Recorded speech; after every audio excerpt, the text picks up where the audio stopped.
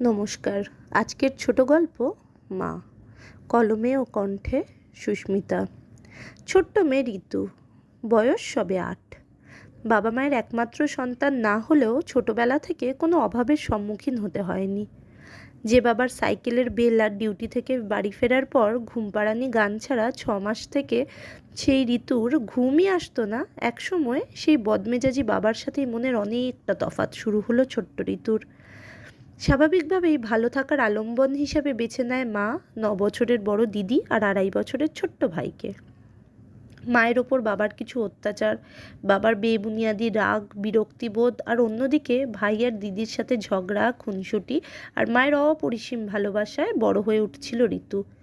৬-৭ বছর বয়স থেকেই মায়ের মাখা আটা দিয়ে পুতুল বানানো, গয়না বানানো, আবার কখনো বা সেই আটাগুলোকে দলা পাকিয়ে রুটি বেলতে শেখা, হাত পেতো না বেলে টুলে উঠে গোড়ালি উঁচু করে ঠাকুরকে জল মিষ্টি দেওয়া, বিছানা গোছানো, সব কিছুরই শিক্ষক হিসাবে ঋতু গ্রহণ করেছিল মাকে।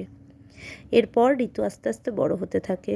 ঋতুর নিত্য গল্পের সবচেয়ে বড় সঙ্গী হয়ে ওঠে তার মা।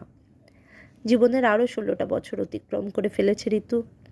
অনেক ঘাত প্রতিঘাতে ১৬টা বছর অতিক্রম করেও মা আর মেয়ের বন্ধুত্বের সে অবিচ্ছেদ্য বন্ধনটা আজও একই আছে। অনেক দিন ধরে অসুস্থতার পর ঋতুর দিদা মারা গেলেন। ঋতুর মা সেদিন নিজের মাকে হারিয়েছিলেন। সেদিন ঋতু মায়ের চোখে দেখেছিল যে মাকে হারানো কাকে বলে। এক মুহূর্তে ঋতু মায়ের জায়গায় নিজেকে কল্পনা করে আঁতকে উঠল আর ভগবানের কাছে প্রার্থনা করল যেন সে বেঁচে থাকতে তার কাছের মানুষগুলোকে কষ্ট পেতে না দেখে সে।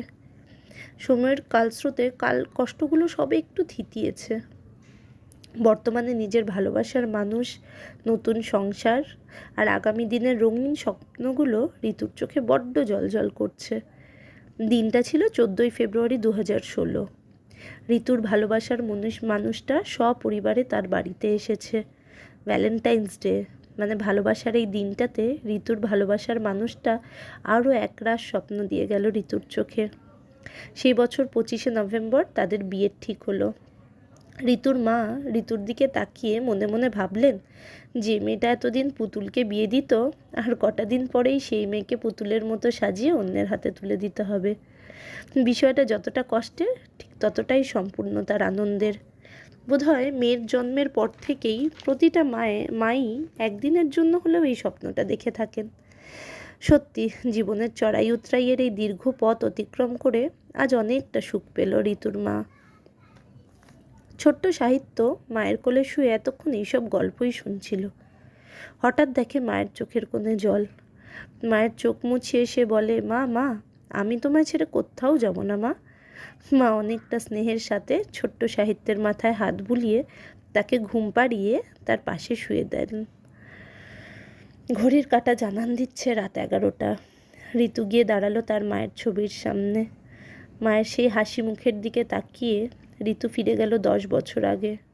১০ বছর আগে ঠিক এই দিনটাতেই মাকে হাসপাতালে ভর্তি করেছিল ঋতু আর তার বাবা। ভেবেছিল গরমের সামান্য মাথা ঘোরা আর বমি, ২ বোতল স্যালাইন টেনেই হয়তো মা আবার বলবে, আমাকে নিয়ে চল এখান থেকে, আমি এভাবে শুয়ে থাকতে পারি না। জানিস তো বাড়ি গিয়ে টুকটাক কত কাজ পড়ে আছে, আমি ওই কাজ করলেই ভালো থাকবো বাবা। হ্যাঁ, পরের দিন প্রায় বেলা ১২টা নাগাদ ঋতুর মা ফিরলেন, তবে পায়ে হেঁটে নয়, ফুলের মালায় সেজে, স্ট্রেচারে শুয়ে। ডাক্তার বলেছিলেন সেরিব্রালটা যদি আর একটা ধাক্কা না দিত তাহলে হয়তো। ৫ই এপ্রিল ২০১৬, দুপুর ৩:১৫।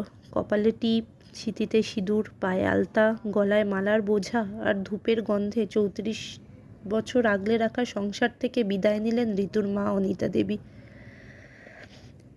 ঋতুকে বিদায় করতে বোধহয় তিনি সত্যিই চাননি।